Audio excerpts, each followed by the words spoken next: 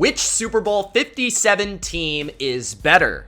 Which roster is more talented? The Philadelphia Eagles or the Kansas City Chiefs?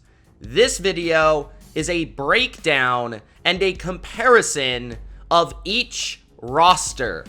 The Eagles versus the Chiefs. Let me know in the comment section below which team you believe is more talented and which team you think will win Super Bowl 57. Let's kick off the Super Bowl 57 comparison with the quarterback position, the most essential position on the football field.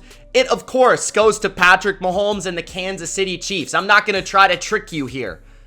This is the Chiefs all the way, with the MVP Pat Mahomes, with what he can do in terms of extending plays and making something out of nothing, creating magic, creating big, explosive plays out of nothing. There will be plays that are covered where the Eagles rush the passer extremely well, where they hold up in the back end, where nobody's open, and then all of a sudden Mahomes will get you with a big pass on a third down or in the red zone, a crucial situation. And that is the wild card of this game that nobody can truly account for. That being said, Jalen Hurts is very, very good.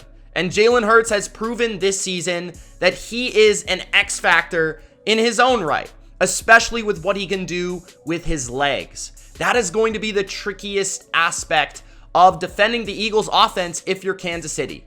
You got to be able to set the edge. You can't let Jalen Hurts run all over you, but you can't pay so much attention to Jalen Hurts' legs to where he can beat you with his arm, or the running backs, he can hand it off and they'll gash you right up the middle. So these quarterbacks are both special in their own way, but Patrick Mahomes is Patrick Mahomes. I'm giving this one to the Chiefs. At the running back position, this one was real tricky and I think a lot closer than many would think.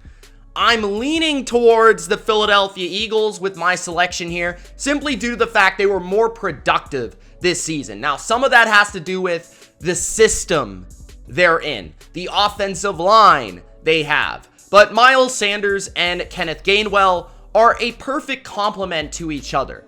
Miles Sanders is explosive, is quick, is fast, is a pretty good pass catcher, but where he really excels is his vision, is his ability to get that extra yard. He's excellent in short yardage, and Miles Sanders is a very good all-around back. He has enough speed, he has enough power, he has enough pass-catching chops to be a three-down back in this offense. And he complements Jalen Hurts and their run game really well. Kenneth Gainwell is more of that big play threat, that explosive little ball of energy. And he's also a very good pass catcher as well.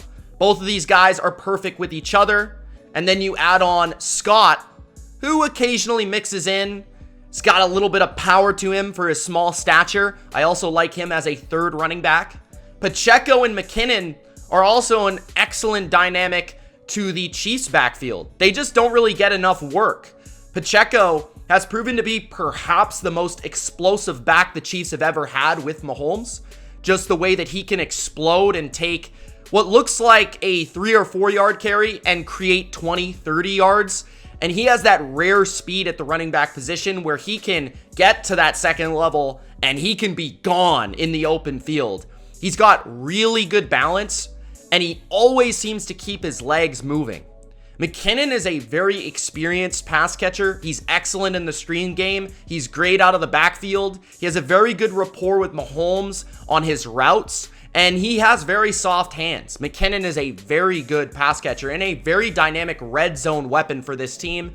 I love both of these backfields, but I think the Eagles, that running game has just proven to be more productive. So I have to go with the Eagles at running back. In terms of receivers, when you're counting the wide receiver position and the tight end position, I think there can be an argument for both sides here. I like what Philadelphia has in terms of their explosive element between AJ Brown and Devontae Smith. They can really take the top off of a defense And Quez Watkins also has scary speed that a defense has to respect, which just brings an element to this offense, which makes it so dynamic and difficult to contain because you have to deal with everything they do in the running game. Then you also got to deal with that speed, that you're worried about that yards after catch element. You're worried about that downfield deep ball that they also can bring to the table with Jalen Hurts' right arm. So that's why they're so difficult to contain.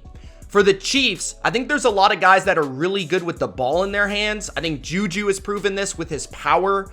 Kadarius Toney is shifty as anybody in the NFL. Mecole Hardman is as fast as anybody in the NFL. They've got a lot of different guys, and Travis Kelce is also one of the best of all time after the catch at his position. I like the dynamic there, and I love the depth the Chiefs have. They definitely have better depth. But I think the trio of the Eagles is the reason I'm going to go with Philadelphia. As good as Travis Kelce is, I think you could argue that A.J. Brown has been just as good this year for the Philadelphia Eagles. Whether it's jump ball situations, yards after catch situations, big third downs, or just taking on the best corners in the game and coming out on top, A.J. Brown has completely changed Philadelphia, has completely elevated Jalen Hurts, and Devontae Smith has turned into that perfect complement. I love how they complement each other. The power, the strength of A.J. Brown with the quickness, the speed, and the route running of Devontae Smith. And then you got big Dallas Goedert who can block, who can catch, who can do it all at the tight end position. Travis Kelce's kind of like a big wide receiver, and he's treated that way by defenses, but he's probably the most uncoverable player in all of the NFL right now with how good and how on the same page he is with Mahomes. That rapport is ridiculous. And I love Juju, what he's been with this offense, but then you look at, okay, they're injured as well. Toney, Hardman's probably not going to play, and then Juju is also banged up entering the game. So these guys, not exactly 100%, which also allows me to lean towards Philadelphia. I just love that trio so much with what they have with the Eagles. Both of these offensive lines are two of the best in the NFL right now, but I think it's kind of obvious where you're going to lean in this matchup. It's definitely the Eagles once again.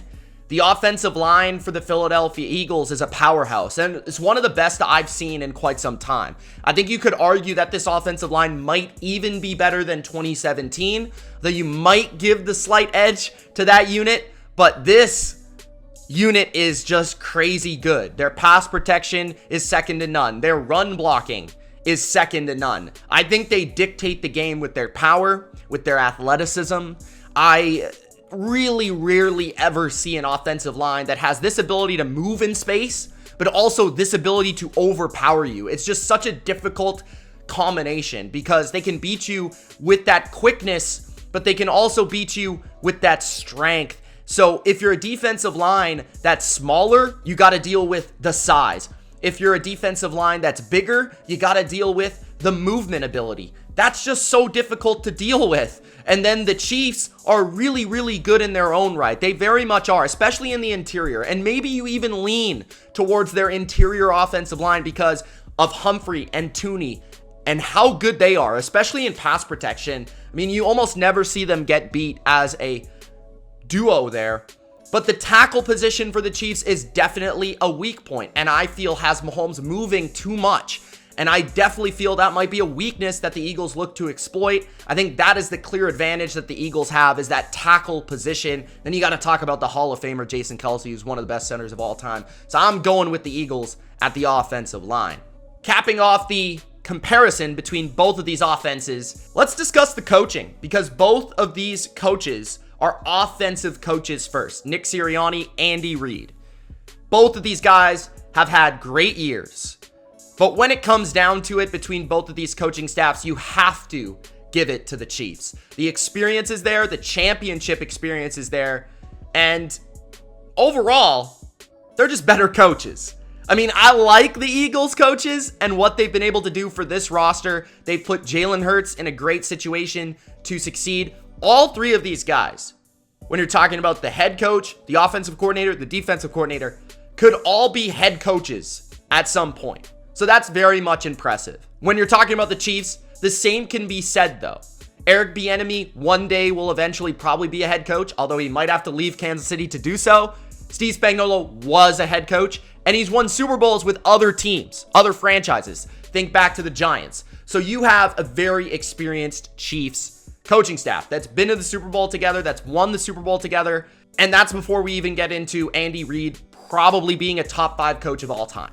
Shifting to the defensive side of the football, let's begin with the big uglies, the big boys up front, the defensive line. Let's waste no time. The defensive line goes to the Philadelphia Eagles. The Philadelphia Eagles defensive line. I was thinking to myself today, do the Eagles have the deepest interior defensive line in NFL history? That was a legitimate question I had, because I don't think I've ever seen one that has as many talented players.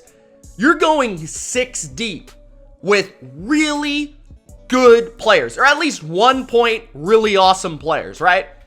You're talking about Linval Joseph and Ndamukong Suh being like 4th and 5th string guys on a team. That is insane. Javon Hargrave, Fletcher Cox are their starting interior duo. Then you get into young Jordan Davis, who's a big run-stopping monster, nose tackle type. And then you get into Milton Williams, who's been really impressive as a young football player. And then you've got Suh and you've got Joseph. You've got a 10-plus sack guy in Hargrave. You've got a all-pro on top of all-pro Fletcher Cox. Like, this interior D-line, I'm not even talking about the edge. Then you talk about Hassan Reddick, who's one of the best pass rushers in the league and has probably been the best defensive player in the playoffs. Then you talk about Brandon Graham, who's like a Hall of Very Good player. And then you talk about Josh Sweat. Like, this is just ridiculous. And I didn't even bring up Robert Quinn. So the defensive line is insane. They've built it to perfection in Philadelphia with young players, athletic players, power players, and veterans. I mean, it's just ridiculous. The Chiefs D-line is pretty good and actually probably underrated, but they're just nowhere close to the Philadelphia Eagles defensive line. Chris Jones is probably the best player on the defensive line in the interior in the NFL, but the Eagles are just that good. Frank Clark is a good playoff player. I like what I've seen from the Dana kid in the playoffs, especially rushing from the interior. George Karlaftis has had a nice rookie season. Carlos Dunlap's another added aspect to this D-line, but man, the Eagles just blow my mind with how good this defensive line is, how talented and how deep it is. It's ridiculous. Moving to the second level, the linebacker level, this is very even.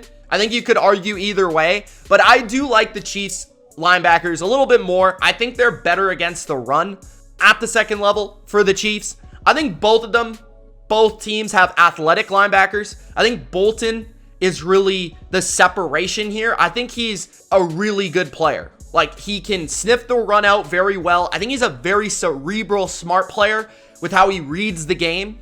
He can do just about anything for them. Coverage, run stopping, or he can blitz as well. Gay is kind of more of that wild card where he's very athletic and he can move in space very well and cover very well. I like Edwards. Like, I think he's had a nice year, maybe his best year of his career. Kaiser White's been a nice added addition, but not exactly lived up to the hype. He's also pretty fast and athletic, but I think the Chiefs as a duo just perfectly complement each other. As good as almost any linebacker duo there is in the league right now. Moving to the back end, the secondary. The safeties, I think, are both very even for both teams. Both teams feature 3 safeties quite often. Cook, Thornhill, Reed for the Chiefs all serve their own purpose and their own role. Reed is kind of that hybrid guy that's kind of replaced Tyrann Mathieu on this defense. Thornhill is more of the deep safety. And then you have, of course, Cook, who's that rookie who's got that heavy punch to his game, and he's a force. On the other side, Epps, and then you got Chauncey Gardner-Johnson, who basically does everything, but he's also more of a deep safety now than he was in New Orleans, but can also play in the nickel if you need him to.